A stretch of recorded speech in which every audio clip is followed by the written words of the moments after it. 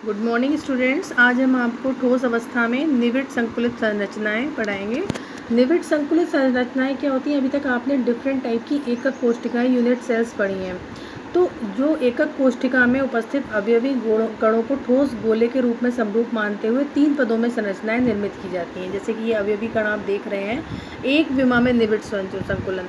इस प्रकार के निविड़ संकुलन में जो अवयवी कण हैं एक दूसरे को स्पर्श करते हुए एक पंक्ति में लगे होते हैं। मतलब आप देख रहे हैं कि एक अवयवी कण उससे स्पर्श करता हुआ दूसरा, उससे तीसरा, इस प्रकार से लगे हैं।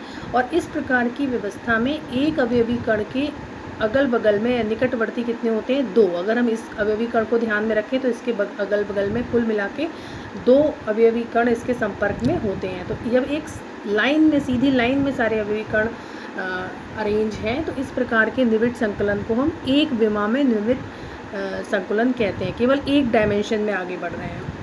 उपसह संयोजन क्षमता, ये आपको सभी संकुलन में पढ़नी है। उपसह संयोजन क्षमता क्या होती है? किसी भी संरचना में एक कण के निकटवर्ती गोलों की संख्या को उसकी उपसह संयोजन संख्या कहते हैं। अब जैसे कि हमने इसमें पाया, तो अगर हम इस अवयवी कण को देख रहे हैं तो इसकी उपसह संयोजन क्षमता कितनी होगी? 2, क्योंकि ये अवयवी कण इस प्रकार के एक विमा में निविड़ संकुलन में 2 अवयवी कणों के संपर्क में है। तो एक विमा में निविड़ संकुलन में जो CN नंबर है, कोऑर्डिनेशन नंबर, यानी कि उपसह संयोजकता कितनी है?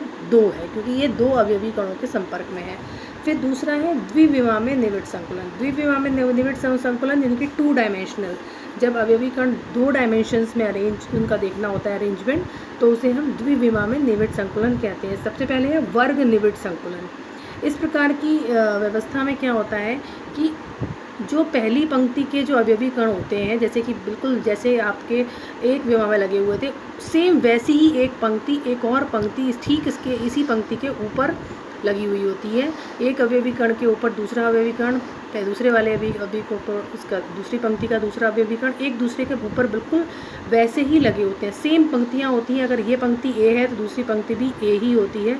इस प्रकार की व्यवस्था को ए व्यवस्था या वर्ग निविड़ संकुलन इसलिए कहते हैं क्योंकि देखेंगे जब हम इस अवयवी कण को देखेंगे तो इसके संपर्क में 1 2 3 4 अवयवी कण आ रहे हैं।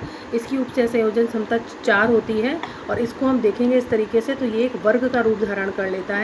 तो इस प्रकार के निविड़ संकुलन को वर्ग निविड़ संकुलन कहते हैं। नेक्स्ट है इसी का द्विविमा में एक और है षटकोणीय निविड़ संकुलन।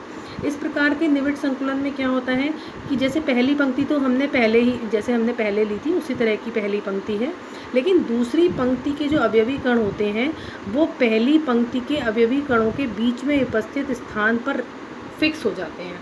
जो इनके बीच में गैप होता है वहाँ पर इसका एक अवयवी कण स्थित होता है, जबकि इसमें ऐसा क्या था, एक के ऊपर एक लगे हुए थे सेम तरीके से, लेकिन यहाँ पर जो होता है 2 अवयवी कणों के बीच में स्थान जो होता है उस स्थान पर अगली पंक्ति का अवयवी कण फिट होता है, इस व्यवस्थित हो जाता है और इसी प्रकार से सारे कण व्यवस्थित हो जाते हैं। इस प्रकार की षटकोणीय निविड़ संकुलन को हम ए बी टाइप ऑफ निविड़ संकुलन भी कहते हैं, क्योंकि पहली पंक्ति ए प्रकार की है और दूसरी पंक्ति सेम ना होकर बी प्रकार का व्यवस्था है इसमें, और फिर उसके बाद पुनः फिर ए प्रकार की व्यवस्था होगी। तो ए बी प्रकार की व्यवस्था होती है, इसलिए इसको ए बी टाइप ऑफ निविड़ संकुलन या षटकोणीय निविड़ संकुलन कहते हैं, क्योंकि इसमें एक अवयवी कण जो बीच में हम देखेंगे उससे साथ में लगे हुए 6 अवयवी कण आते हैं, स्पर्श करते हुए 6 अवयवी कण होते हैं, इसलिए इसकी उपसह संयोजन क्षमता 6 होती है। देखिए षटकोण का आकार ग्रहण कर लिया इसने, इसलिए इसको षटकोणीय निविड़ संकुलन कहते हैं। तीसरे प्रकार के हैं त्रिविमा में निविड़ संकुलन, यानी कि 3 डायमेंशन में। ये 2 डायमेंशन हो गया, वो 1 डायमेंशन था, ये 3 डायमेंशन में।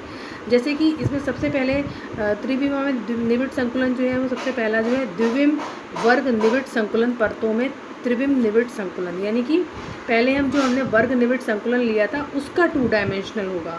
सिंपल घनीय जाला किसी प्रकार का जो है वो इसका एग्जाम्पल है। जैसे कि हम देखेंगे कि ये ए टाइप ऑफ निविड़ संकुलन है, ये ऐसे लगे हुए हैं और इसी की तरह से सेम इस डायरेक्शन में भी लगे हुए हैं और इस डायरेक्शन में भी लगे हुए हैं। तीनों डायरेक्शन में इसी प्रकार से अणु ए टाइप से लगे हुए हैं। इसका एग्जाम्पल सामान्य घनीय जाला का, इसको हम थोड़ा इमेजिन करना पड़ेगा। द्विविम वर्ग निविड़ संकुलन परतों में त्रिविम निविड़ संकुलन, यानी कि जो इस टाइप का वर्ग निविड़ संकुलन है वो जब 3 डायमेंशनल तरीके से इसी तरह से सारे डायमेंशंस में सारे अवयवीकरण लगे होते हैं, तो इस प्रकार के द्विविम वर्ग निविड़ संकुलन कहते हैं, वो भी 3 डायमेंशनल में जब होता है।